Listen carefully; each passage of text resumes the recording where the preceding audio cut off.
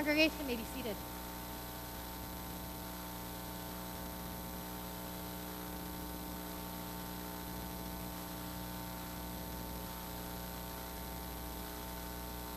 How many of you, when you hear the word stewardship, you think of the money that you put in the offering plate on Sunday morning?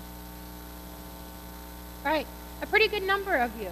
Right. Because a lot of times that's been our experience with stewardship, is thinking specifically about financial stewardship, and even more specifically about how we give money to the church. For me, I think stewardship is so much larger than that. To me, stewardship is how do I live my life with Jesus at the center? How do I go about my everyday life and keep Jesus in the middle of it all? So that means not just money, but how do I spend my money at the grocery store? Make decisions for me and my family to be healthy? How do I go about my day at work, keeping Jesus at the center, which might be a little bit easy, right? I'm a pastor, so I'm about Jesus' work in the world. But that's what I understand stewardship to be. It's like a word that's even synonymous with discipleship. Because we are called as people of God, as Jesus people in the world, to keep Jesus at the center. That's why God gave the law. The law that God gave to the Israelites way back. If you ever read the whole book of Deuteronomy, you can read all about it. But the law was there to help people know, how do we keep God at the center? How do we keep God in God's ways, God's desire for the flourishing of life for all people? That's what the law was originally intended for. And we heard that in our reading from Deuteronomy. We hear how God instructed the people that when they brought their offerings, they were to tell the story. Bring your offerings to the place that I shall choose for worship. Give your offering to the priest. And then tell the story. Tell the story about who I am and who you are as my children. And then that offering was to be used to feed hungry people, to feed the vulnerable in society, which at the day would have been the foreigner, the stranger in their midst, widows and orphans, people who couldn't work and didn't have people to help care for them. That's what the offering was used for. And the priests. They couldn't own land, and so they relied on the people.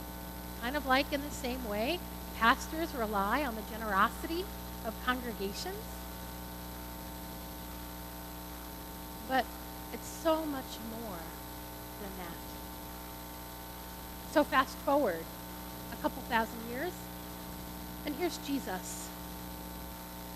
He's come to the place where you worship. And there is no priest to receive an offering. Instead, there's a box set up. And in the box, you come and you bring your money. No one is there to hear whether or not you tell the story. No one is there to help you with the story if you can't quite remember all the parts. You just come and you bring your money. Rich people, people in long robes who like to walk around, say long prayers, bring their money. But when they leave there, they don't act like people of God. And I think that's what Jesus was talking about. I don't think Jesus was lifting up that widow to say, look at what a good example of good stewardship she is. She gave everything she had. That's what we should all do. No, I don't think that's what Jesus was saying. Instead, Jesus is saying, that poor widow,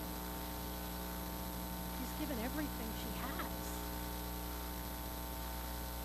Her 2 little copper coins tinkle in the treasure box. And then she's going outside the temple, out on the streets, probably to die of starvation. Because she only had 2 pennies left to give. Out of desperation, she puts them there. Or knowing that her death and starvation is imminent, hopes that maybe someone else can use those 2 pennies. I think Jesus is telling a story of bad stewardship. Deuteronomy, right, told us that our offerings were to be used to help those who are hungry, those who are in need and on the margins. And here was this woman, and those who were dressed in the long robes and saying their long prayers. Instead of inviting that widow to their dinner table or making sure that she had food to eat, they let her walk out of that temple with nothing. Now, we may not live in biblical times, and we don't have a box sitting up here for you to drop your money in. But I think you, as people of Prince of Peace, you get what it is to give your financial resources, in your time and your energy, into caring for those who are among us. It's not about giving a salary to Pastor Jeff and Pastor Amber, though thank you very much for taking really good care of them. It's not about whether or not they have a seat of honor at today's feast. Go take a look at where they sit. Right? It's not about that. You give out of your resources because you make a difference in the world. Because the work God is doing through Prince of Peace gets you really excited. So I've been told that you really do answer questions. So, for you, what gets you really excited about Prince of Peace? What ministry, what is it that says this is what God is doing? Music. All right. Fabulous music. I heard the choir practicing earlier. What else? Outreach. What kind of outreach?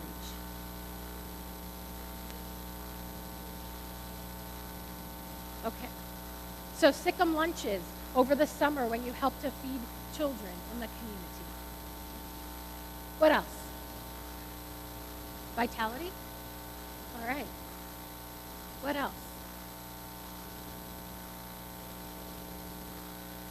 Helping those impacted by disasters. I saw the envelopes out in the narthex, the entryway, for helping with Hurricane Matthew relief. Yeah. Supporting one another, caring for, praying for one another. What about the, oh, yeah.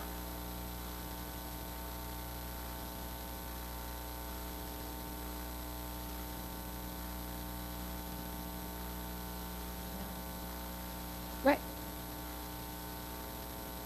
So the ways in which, right, you go out into the world to learn about other people, that they're not just strangers anymore, that you seek understanding and relationship. Awesome. Sunday school. Yeah. How we continue to grow in faith. I've heard about lots of different great reach topics that have been happening, and I saw all sorts of children running up and down the hallways after Sunday school, sticking themselves in cubbies.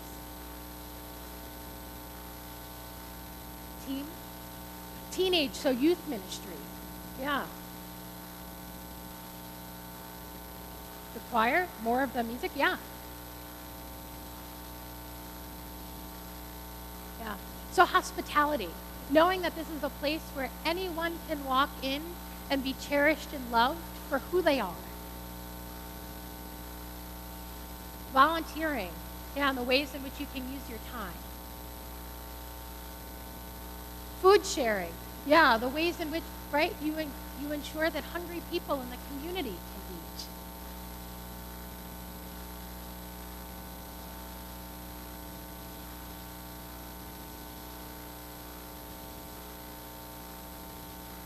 Oh, so ensuring that all can experience the presence of God in the bread and the wine, that there is a team of people that goes out to visit those who are not able to be in worship. And I've also heard about a new ministry that's starting in which there is a team of people going out in the community to help in home repair, right? You may literally be serving widows who need some help fixing things in their homes. Right? You are doing so much, and that's what you give for. Oh, yes, sorry. Working for peace and justice. Yes, which is such an important part of our world right now when we hear so much of unrest.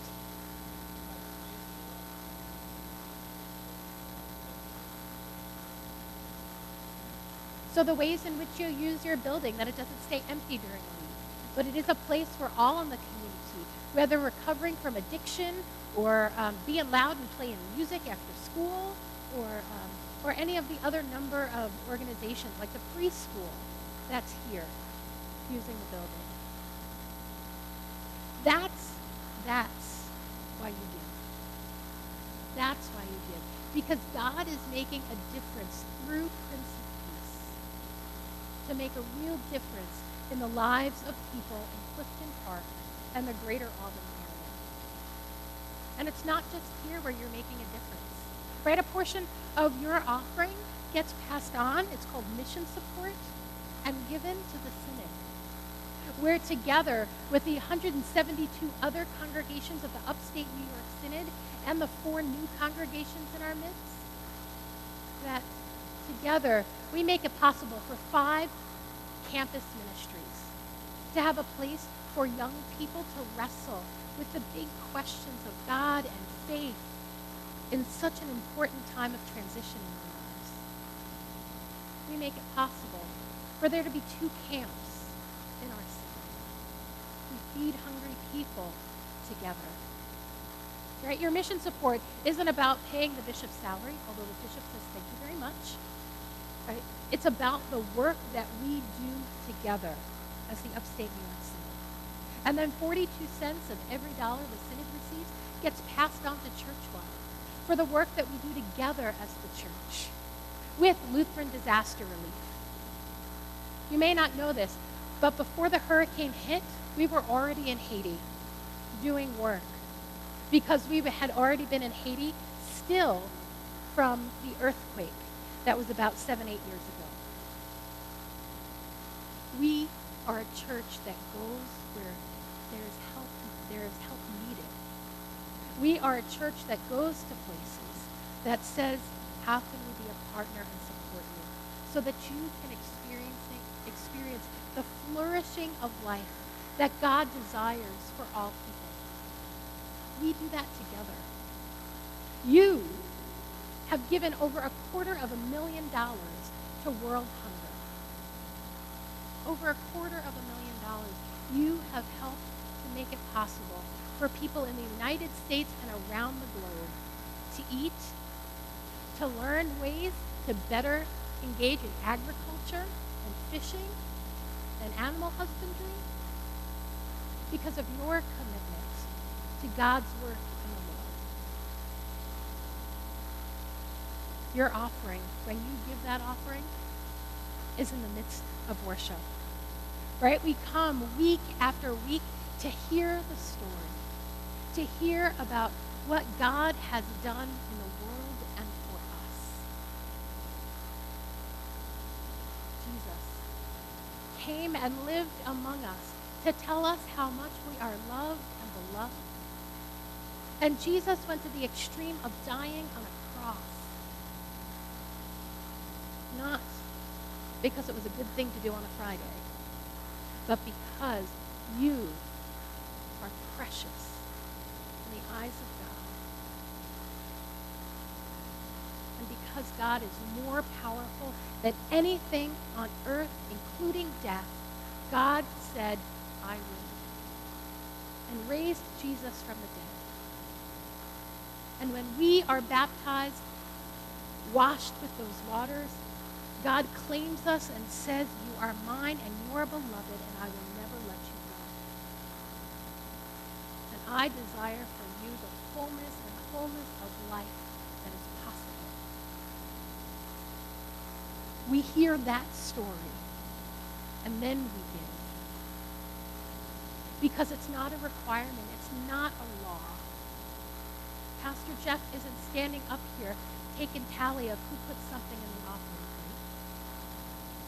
We give because God has so abundantly and generously given us life and invites us to just as generously and abundantly help to provide life for others. That's the work that you have been doing as the people of Prince of Peace in this place. That's the work that we do together. And so I say thank you. Thank you for your commitment to God's work in the world. Thank you for your generosity. Thank you for being a partner in mission. Keep it up. Keep it up. So that the whole world might know that they are loved and beloved. So that the whole world might know the flourishing of life that God desires. Amen.